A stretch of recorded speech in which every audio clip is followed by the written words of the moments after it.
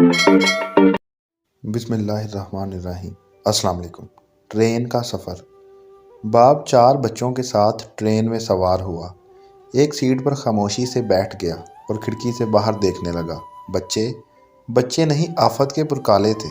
انہوں نے ٹرین چلتے ہی آسمان سر پر اٹھا لیا۔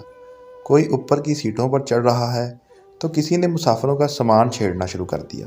کوئی چچا میاں کی ٹوپی اتار کر بھاگ رہا ہے تو کوئی زور زور سے چیخ کر آسمان سر پر اٹھا رہا ہے۔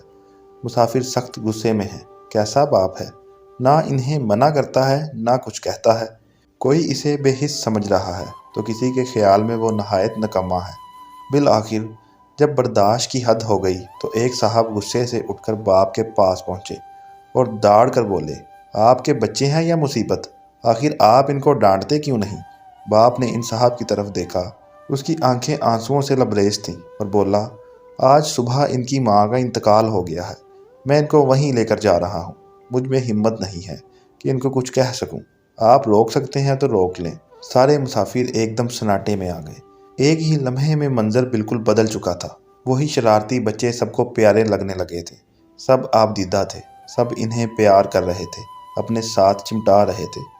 زندگی میں ضروری نہیں کہ حقائق وہ ہی ہوں جو بس ہمیں نظر آ رہے ہوں، بلکہ وہ بھی ہو سکتے ہیں جو ہمیں نظر نہ آ رہے ہوں۔ یاد رکھیے، رائے بنانے میں وقت لگائیں۔ بدگمانی سے پہلے خوشگمانی کو کچھ وقت دیں۔ فیصلے سے پہلے ذرا ایک بار اور سوچ لیں، بس ایک بار اور بس اپنے ہی درست اور عقل کل ہونے پر اصرار نہ کریں۔